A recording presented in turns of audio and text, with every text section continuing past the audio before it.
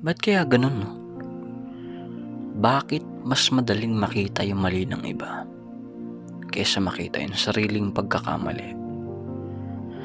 Alam nyo, nakakalungkot lang na bilang tao, kahit sabihin natin hindi tayo dapat magtanim ng sama ng loob sa tao, pero tao tayo eh. At alam nyo yun, limited kasi yung emosyon natin.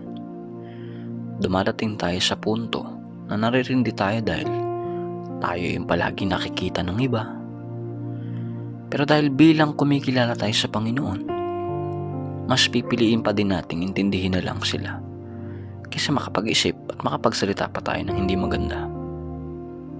Well, bilang Kristiyano, magtitimpi ka na lang talaga. Sa totoo lang, hindi ako magiging plastic. Nakakapuno din pala kapag palagi tayo mali sa mata ng iba, kahit wala naman talaga tayong mali. Or baka may mga bagay din tayong hindi nakikita sa ating mga sarili. Pero bilang Kristiyano, hindi kasi pwedeng mauna yung emosyon kahit nasa ganun tayong sitwasyon. At huwag tayong mag-deny na hindi umiinit ulo natin kapag nakakarinig tayo ng mga negative sa ibang tao, kahit hindi naman natin ginagawa. Hindi kaya palagi tayo yung nakikita. Wili ka nga, minsan yung mga nakakaranas ng ganito, tayo yung apple of the eye para lang mapansin at makita lagi yung mga pagkakamali natin. Pero may paalala ang Bible pagdating sa ganyang issue. Sabi ng Book of Matthew chapter 7 verse 3 hanggang 5, at bakit mo tinitingnan ang puwing na nasa mata ng iyong kapatid, ngunit hindi mo pinapansin ang tahilan na nasa iyong sariling mata?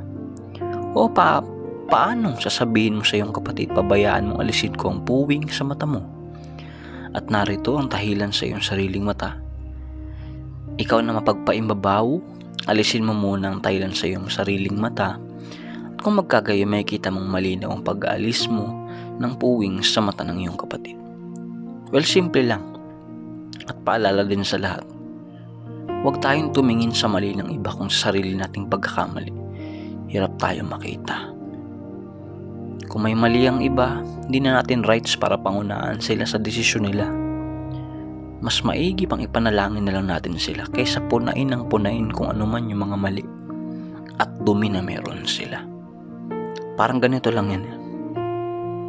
Discipline yourself first before you discipline others. Mas gawin na lang nating habit na disiplinahin yung sarili natin sa mga pagkakamali natin kaysa lagi tayo nakatingin sa iba. Bilang paalala din, mas maigi tingnan na lang natin at pagtuunan natin yung sarili natin kaysa yung pagtuunan natin ng pagkakamali ng iba.